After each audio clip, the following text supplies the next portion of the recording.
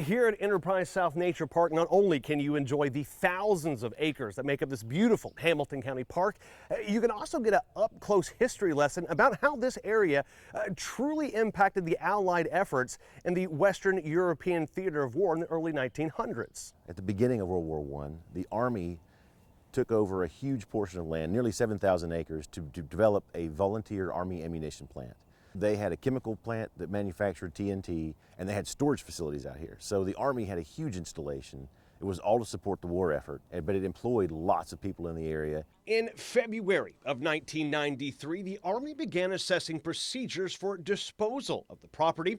And in February 1998, the Government Services Administration approached the city and county about their interest in acquisition of the site. The park was open to the public in December of 2010, and immediately people began to ask about the bunkers spread across the 2,800-acre property. Generally, everyone refers to these as bunkers. They're technically a Corbetta magazine. They are storage facilities. There are 100 of this type of facility on this property, and this is where they stored the TNT. So it was mass-produced in flakes, stored in wooden crates, and then kept in these facilities until it was shipped out by rail or boat eventually. There are more than 20 miles of trail here, and many of them lead up to or through these concrete domes. A lot of people see the bunkers when they first come into the park and they don't know what they are, because the way they're constructed, you can see they're covered with dirt. They've got trees and plants that have grown on them over the years. So if you flew over in wartime, you wouldn't know that there was anything here.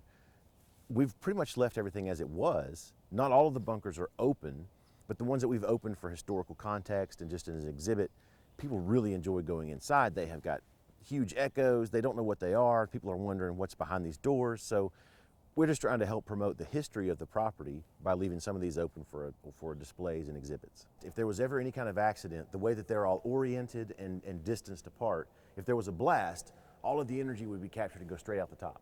So what we did in this bunker is we took those large steel doors off, opened up the entryway, punched a hole in the back and secured the area. It's a 44-foot diameter floor with an arched dome roof that's fantastic for echo. It's just one more of the many reasons to spend some quality time in Hamilton County's greatest investment.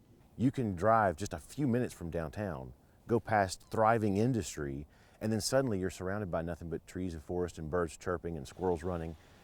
This is a fantastic place for people to come. They can learn a little bit about the history of the area, what is there to offer, and then just enjoy yourself getting out in the property.